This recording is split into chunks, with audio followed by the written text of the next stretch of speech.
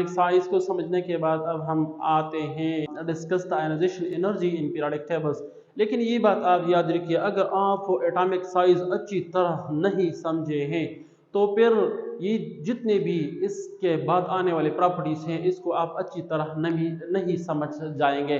तो इसी वजह से आप सबसे पहले जो एटॉमिक साइज मैंने डिस्कस किया इसको आप फुली तरह इसको समझे, तभी इसके बाद ही आप इस लेक्चर्स को सुनिए। तो इंशाल्लाह आप जितने भी बाकी जो प्रॉपर्टीज हैं वो आप अच्छी तरह समझ जाएंगे। लेकिन अगर आप एटॉमिक साइज नहीं समझ रहे हैं तो ये बात याद रखिए कि फिर इन प्रॉपर्टीज को भी आप अच्छी तरह नहीं समझ पाएंगे। अगर आप समझ गए हैं तो सुनिए, discuss the ionization energy. Ionization energy क्या है? हम कहते हैं कि the amount of energy required, the amount of energy required to remove a single electron from the outermost shell of an atom in its gaseous state is termed as what is termed as ionization energy। इसको हम ionization energy कहते हैं। ये हैं definitions और ये है इसका एग्जांपल। ये सोडियम है, आप देख रहे हैं यहाँ पे मैंने गैसियस स्टेट नहीं लिखा है लेकिन गैसियस स्टेट का लिखना भी जरूरी है। ये सोडियम है, आप जीरो स्टेट देख रहे हैं कि जीरो स्टेट में है मतलब एटम है। और यहाँ पे आप देख रहे हैं कि प्लस Na प्लस बन गया और Na प्लस जब बन गया इसका मतलब है कि इससे एक इलेक्ट्रॉन निकल गया है। आपको ये नजर आ रहा है एक इलेक्ट्रॉन निकल गया है। इस एक इलेक्ट्रॉन को निकालने के लिए हम कितनी अमाउंट ऑफ एनर्जी देंगे? इतनी अमाउंट ऑफ एनर्जी जब हम देते हैं 496 kilo joule for mole energy, तभी ये इलेक्ट्रॉन निकल सकता है। तो आप ये आपको क्या करना है? आपको डिफिनीशंस करना है और आपने ये एक एग्जांपल, कम से कम एक एग्जांपल देना है। जनरली मैंने आपको एक एग्जांपल दिया। अब इसके बाद इसमें डिफिनीशंस के अलावा एक और बात आपको डिस्कस करना है और वो बात कौन सी बात है? वो ये है कि the amount of energy required for the removal of first electron is termed as first ionization energy, while the amount of energy required for the second electron is termed as second ionization energy। अगर आप देखें तो बिल्कुल यही मैंने आपको discuss किया है कि फर्स्ट आयनाइजेशन एनर्जी के लिए जो एनर्जी हम देते हैं इसको हम फर्स्ट आयनाइजेशन एनर्जी कहते हैं, while सेकंड इलेक्ट्रॉन्स को रिमूवल के लिए जो हम एनर्जी देते हैं इसको सेकंड आयनाइजेशन एनर्जी कहते हैं, and so on. Twin ionization energy is greater than first ionization energy. और एग्जांपल मैं आपको ये लेता हूं। फॉर एग्जांपल यहाँ पे आप देखिए पोटाशियम, ये है पोटाशियम जीरो स्टेट में है और +1 आपको नजर आ रहा है कि ये मतलब एक इलेक्ट्रॉन जब इससे निकल जाता है ये तो +1 में जाता है। और यहाँ पे ये अमाउंट भी आपको नजर आ रहा है कि 738 kilo joule for mole energy जो है वो रिक्वायर्ड है। किस चीज के लिए? पोटाशियम से एक इलेक्ट्रॉन्स को निकालने के लिए इतनी अमाउंट रिक्वायर्ड है, तभी इलेक्ट्रॉन निकल जाएगा। लेकिन अगर हम इसी ही अगर आप देखें यहाँ पे K+, यहाँ पे ये K+ है, इस K+ से अगर हम एक और इलेक्ट्रॉन्स निकाले तो ये +1 की बजाय +2 होगा। यहाँ पे आप देख रहे हैं कि एक और इलेक्ट्रॉन यहाँ पे निकाला गया है। लेकिन इसके लिए जो एनर्जी रिक्वायर्ड है वो आपको नजर आ रहा है कि कितनी अमाउंट ऑफ एनर्जी है। +2 मतलब सेकंड इलेक्ट्रॉन्स को निकालने के लिए 1450 kilo joule for mole required है। अगर आप यहाँ पे देखें तो इसका डबल है, ये इसका तकरीबन डबल है। डबल अमाउंट ऑफ एनर्जी हमें देना पड़ेगा अगर हम सेकंड इलेक्ट्रॉन से किसी एक एटम से निकालना चाहें। सो ये एग्जांपल आप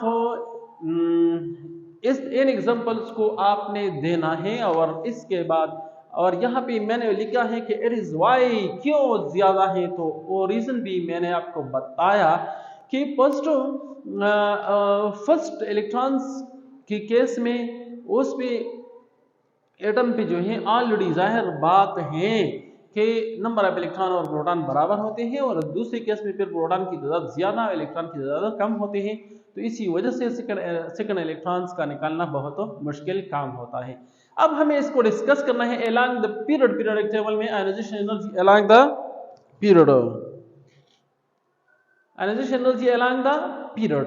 सो अलोंग द पीरियड यहाँ पे मैंने वही ट्विन पीरियड लिया है। तो हमें डिस्कस करना है कि in periodic table from left to right, periodic table जाहिर बात है कि लेफ्ट टू राइट जाता है, हम कहते हैं the ionization energy increases, why, because of the increase of nuclear attractive force.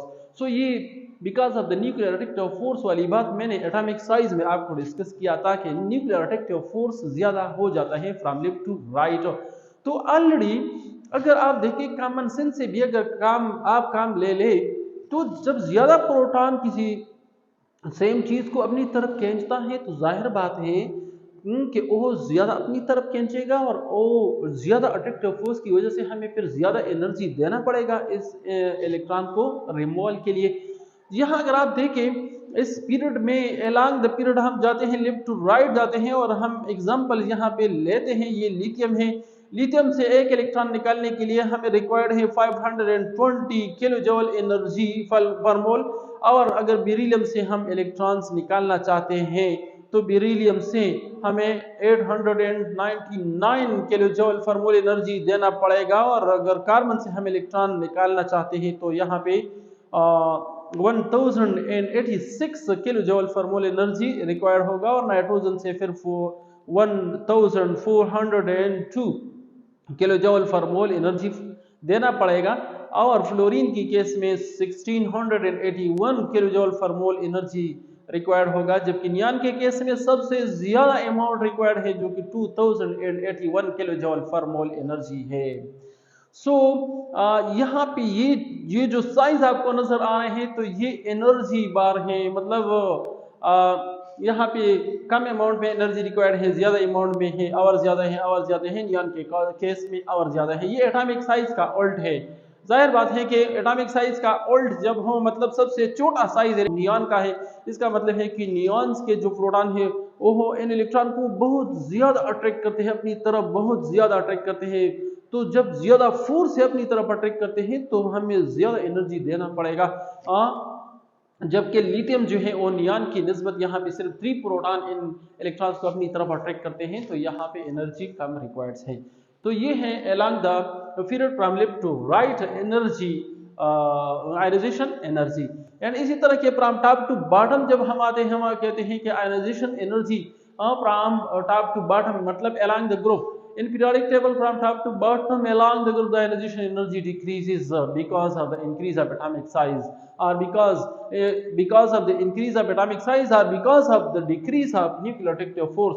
इसी वजह से मैंने आपको बताया था ना कि सबसे पहले आपने समझना है एटॉमिक साइज वाला लेक्चर, एटॉमिक साइज वाला टॉपिक जो है आपने समझना है। यहाँ पे वो बातें बार बार रिपीट होंगे, यहाँ पे वो बात रिपीट होगी कि एटॉमिक साइज इंक्रीज होता है, इसी वजह से कम अमाउंट ऑफ एनर्जी रिक्वायर्ड है, और वही बात भी यहाँ पे हुई कि because of the decrease of attractive force. Decrease of attractive force क्यों डिक्रीज हो जाता है? जाहिर बात है कि जब addition of shell after shell हो जाता है, एटॉमिक साइज इंक्रीज हो जाता है, तो यहाँ पे इलेक्ट्रॉन्स का फासला जो है वो न्यूक्लियस से बहुत ज्यादा बढ़ जाता है। तो जब बहुत ज्यादा बढ़ जाता है तो बहुत सारे रीजंस हैं, लेकिन सिर्फ अगर आप इस फासले को भी कंसिडर करें तो जब फासला कम हो तो न्यूक्लियस जो है इलेक्ट्रॉन को ज्यादा फोर्स से अट्रैक्ट करेगा, जब इलेक्ट्रॉन्स का फासला न्यूक्लियस से ज्यादा होगा तो फिर न्यूक्लियस का अट्रैक्टिव फोर्स इलेक्ट्रॉन पे कम होगा, और इसी तरह के फिर हमें आसानी से इलेक्ट्रॉन्स को निकालेंगे बनिस्बती दूसरी केस के। So from top to bottom जब हम आते हैं तो आप अगर यहाँ पे देखें तो हम कहते हैं हाइड्रोजन के रिमूवल के लिए जो कि टॉप पे हैं, और हम कहते हैं कि ionization energy from top to bottom क्या होता है? डिक्रीज होता है। तो अब हमें देखना है कि किस तरह डिक्रीज होता है। यहाँ हाइड्रोजन है, टॉप पे है, और तो इसके लिए अगर हम हाइड्रोजन से एक इलेक्ट्रॉन निकालना चाहते हैं तो 1312 किलो जूल पर मोल एनर्जी हमें देना पड़ेगा, जबकि लिथियम से एक इलेक्ट्रॉन निकालने के लिए 520 किलो जूल एनर्जी रिक्वायर्ड है, जबकि सोडियम से 496 किलो जूल पर मोल एनर्जी रिक्वायर्ड है, जबकि पोटाशियम से एक इलेक्ट्रॉन निकालने के लिए 419 किलो जूल पर मोल एनर्जी रिक्वायर्ड है, जबकि रुबिडियम से एक इलेक्ट्रॉन निकालने के लिए 403 किलो जूल पर मोल एनर्जी रिक्वायर्ड है, जबकि सीजियम से एक इलेक्ट्रॉन निकालने के लिए हमें देना पड़ेगा 376 किलो जूल पर मोल एनर्जी। यहाँ पे आपको जाहिरी बात है कि यहाँ पे आपको नजर आ रहा है तो ये डिक्रीज जो है एनर्जी डिक्रीज एनर्जी क्या हो जाता है, मैंने आपको बताया कि यहाँ पे इलेक्ट्रॉन्स का फासला न्यूक्लियस से बहुत ज़्यादा हो जाता है और इस तरह उसके इन दोनों की अट्रैक्टिव फोर्स कम हो जाती है। अट्रैक्टिव फोर्स कम होने की वजह से वो आसानी से हम निकाल सकेंगे। सो उम्मीद रखता हूँ कि आप इस टॉपिक को समझ गए होंगे। अल्लाह हाफिज़।